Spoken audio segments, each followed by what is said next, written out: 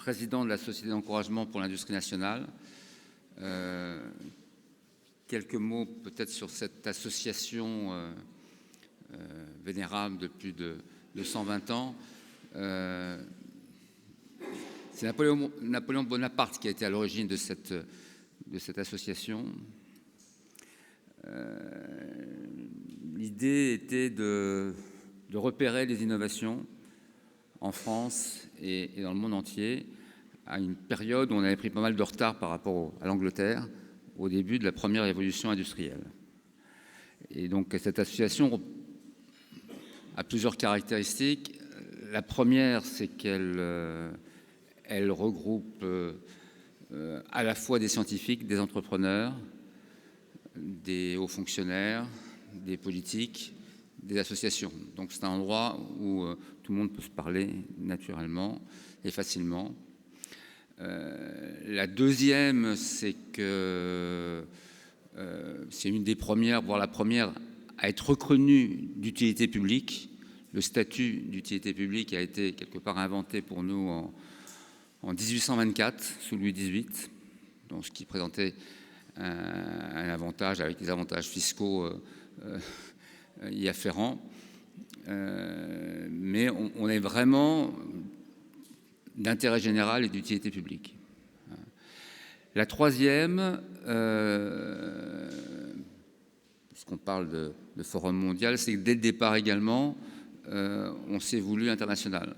C'est-à-dire que la première tâche qu'a demandé Chaptal, qui était le premier président, c'est de dire, vous repérez en France toutes les innovations, vous les consignez dans un bulletin, et ce bulletin voyage dans le monde entier, et en échange, des bulletins d'autres sociétés d'encourageants du monde entier. Donc on a 20 000 ouvrages qui ne sont pas simplement des ouvrages français, mais des ouvrages internationaux. Voilà. Et on était un peu à l'origine de l'INPI, on pouvait déposer les brevets ici, on a été premier lieu chauffé, premier lieu électrifié, première projection cinématographique. Dès qu'il y avait une innovation, elle a été montrée ici. Bon, et donc je pense que c'est un... Et on finançait les innovations également.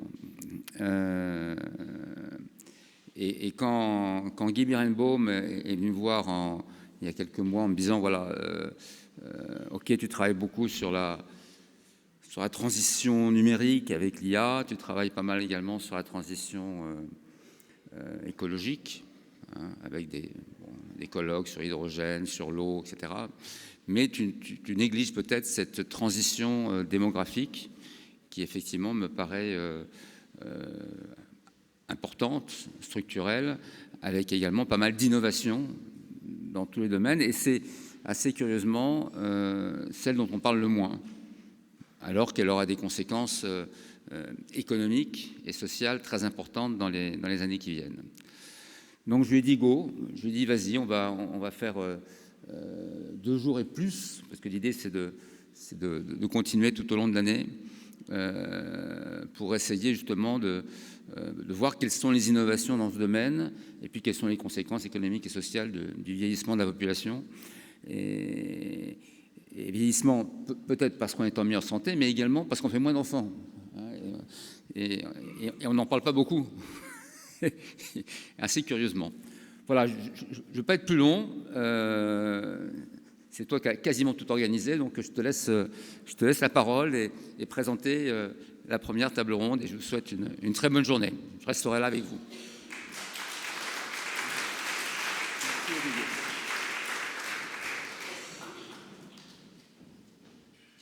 Bonjour, Guy Birenbaum, donc.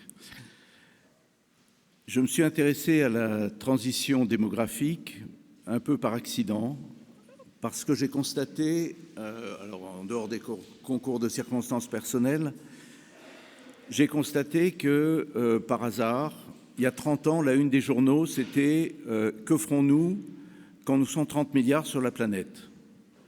La planète ne peut pas supporter, il faut s'occuper d'écologie. Les démographes savaient que c'était faux, mais c'était la une des journaux. Et puis, nous savons aujourd'hui que nous serons 10-12 milliards, qu'on va redescendre à 7 milliards probablement, mais vous allez avoir des démographes qui vont vous en parler plus précisément. Et en regardant la transition démographique, je me suis rendu compte de deux choses. D'abord, il n'y a aucune étude, aucun think tank, aucun événement transversal sur les conséquences du vieillissement de la population.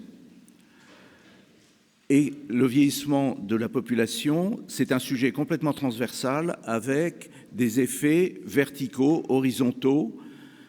J'ai pris une page blanche, enfin une page blanche, ça a terminé avec 50 pages blanches, que j'ai couvertes de notes sur toutes les implications, tous les enjeux du vieillissement de la population. Et ça touche tout.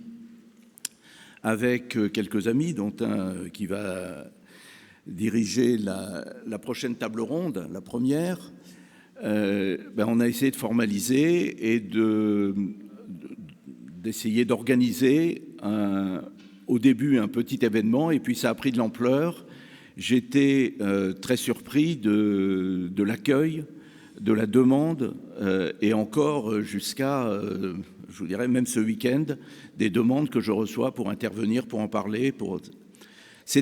La transition démographique, c'est-à-dire le vieillissement de la population, c'est un enjeu majeur. Et il faut prendre des mesures dans tous les domaines.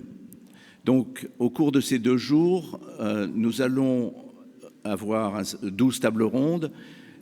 Aujourd'hui, plutôt sur les aspects sociétaux et socio-économiques, et demain sur plutôt les aspects sociétaux et santé, parce que j'ai appris à l'école, on définissait un des critères, c'était le taux de mortalité infantile, c'était la durée de l'espérance de vie qui reculait, et c'était très bien.